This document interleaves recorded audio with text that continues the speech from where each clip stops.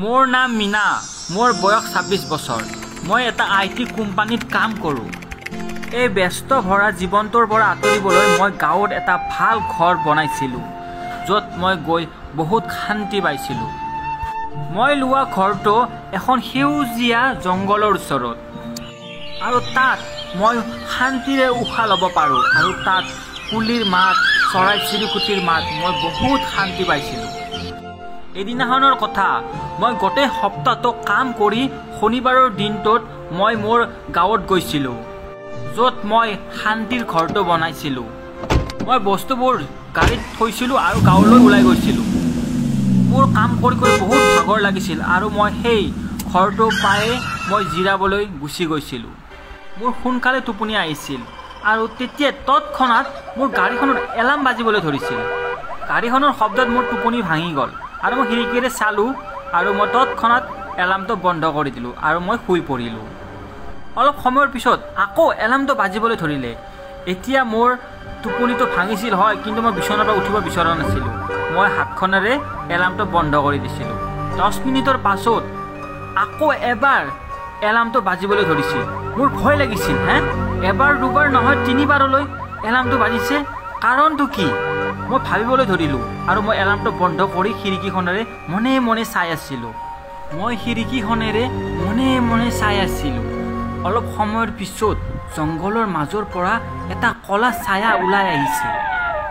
দেখাত সেই ছাঁটো একেবাৰে দীঘল আছিল আৰু হাত ভৰিবোৰ একেবাৰে দীঘল দীঘল পাতল পাতল আছিল। মই দূৰৰ পৰা চেহেৰাটো ধৰিব পৰা নাছিলোঁ আৰু মই ভাবিছিলোঁ মানুহ ইমান দীঘল কেনেকৈ হ'ব পাৰে। আৰু সেই বস্তুটো গাড়ীখন দুবাৰ লাৰি আৰু জংঘলৰ মাজলৈ তীব্ৰ গতিত গুচি গ'ল। মই বহুত ভয় খাই গ'লোঁ আৰু মই তৎক্ষণাত খিৰিকীখনেৰে এলাৰ্মটো বন্ধ কৰিলোঁ আৰু মই চাই আছিলোঁ। তেতিয়া সেই ছাঁটো তৎক্ষণাত গেটখন খুলি ভিতৰলৈ সোমাই আহিছিল।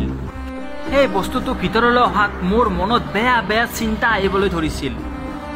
এই ক'লা ছাঁটো কোন হয়? মোৰ ওচৰত কিয় আহিছে? মোক কি মাৰি পেলাব নেকি? এনেকৈ বহুত বেয়া বেয়া চিন্তা আহিবলৈ ধৰিছিল। এইবোৰ ভাবিয়ে মোৰ গলটো শুকাই গৈছিল, মোৰ বুকুখন ধপ ধপ কৰিছিল আৰু মোৰ হাত ভৰি কঁপিবলৈ ধৰিছিল। মই তেতিয়া চকু দুটা মুজি হাতখনত মুঠা মাৰি দাঁত চেপি অকণমান সাহস আনি মই তললৈ গুচি গৈছিলোঁ। মই যেতিয়া তললৈ আহিছিলোঁ তেতিয়া মই ইফালে সিফালে চাই কেনেকৈ বাচিব পাৰি বিচাৰিবলৈ ধৰিছিলোঁ। মই লাইটটো জ্বলাবলৈ তাত গৈছিলোঁ মাত্ৰ, তেতিয়াই মই খিৰিকীৰ ওচৰত দেখিলোঁ সেই বস্তুটোৱে আহি আহি জুমি জুমি চাবলৈ ধৰিছিল। মই তৎক্ষণাত চফাৰ পিছফালে শুই পৰিলোঁ আৰু তাত মনে মনে চাবলৈ ধৰিলোঁ। সেই বস্তুটোৱে বুদ্ধি কৰি মোক বাহিৰলৈ মাতি নি মোক মাৰি পেলালে হয়।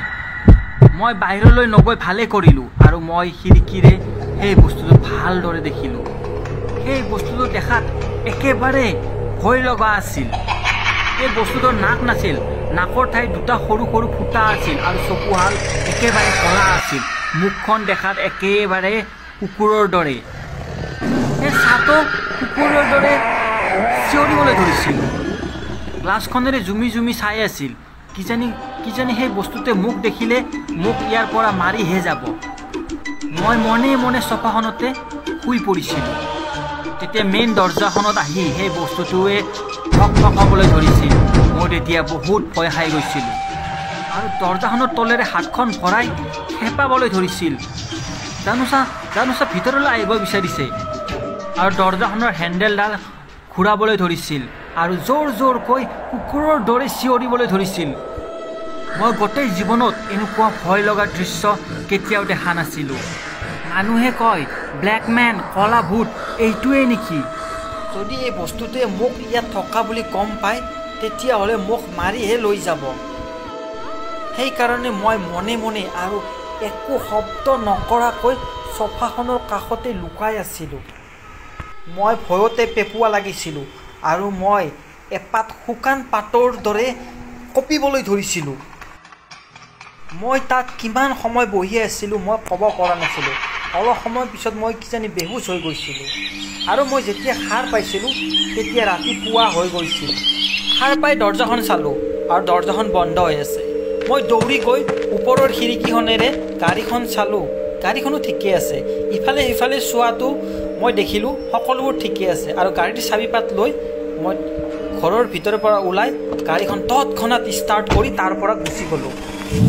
তীব্ৰ গতিত গাড়ীখন চলাই মই চহৰলৈ গতি কৰিছিলোঁ আৰু মই তাত গাড়ীখন কেতিয়াও ৰখা নাছিলোঁ। অলপ সময়ৰ পিছত মই বাতৰি শুনিবলৈ ৰেডিঅ'টো অন কৰিলোঁ। বাতৰিত কৈছিল যে পিছদিনাখন ৰাতি দুজন গাভৰু ছোৱালীৰ মৃতদেহ নদীৰ ওচৰত পোৱা গৈছে আৰু মই তেতিয়া বহুত ভয় খাই গৈছিলোঁ আৰু তেতিয়া মই গম পাইছিলোঁ নিশ্চয় সেই বস্তুটোৱেই সেই দুজনী ছোৱালীক মাৰিছিল আৰু মোক লগ পোৱা হ'লে মোকো মাৰি পেলালেহেঁতেন। মই তাৰ পৰা পলাই নহা হ'লে মোৰ কি হ'লহেঁতেন। পিছে বন্ধুসকল আমাৰ চেনেলটো ছাবস্ক্ৰাইব কৰিব, ছাবস্ক্ৰাইব, আৰু আমি হৰৰ ষ্টৰিবোৰ যিমান পাৰোঁ সিমান বনাই থাকিম। আপোনালোকে খালি ছাবস্ক্ৰাইব কৰিব, ছাবস্ক্ৰাইব। অসমতে চাব আৰু হৰৰ মুভিবোৰ, আৰু ভাল লাগিলে লাইক কমেণ্টো কৰি দিব দুই এটা। আৰু আপোনালোকেতো জানে মোৰ এই টাকানডাল দি কোপ মাৰি দিলেই হ'ল আৰু বেল আইকনটো আৰু ছাবস্ক্ৰাইব লাল বটমটো খুচি মাৰি মানে হান মাৰি দিলেই হ'ল, তেতিয়াই লাল বটমটো ছাবস্ক্ৰাইব হৈ যাব আৰু আমি নতুন নতুন ভিডিঅ' দি থাকিম আপোনালোকৰ মাজলৈ। ধন্যবাদ।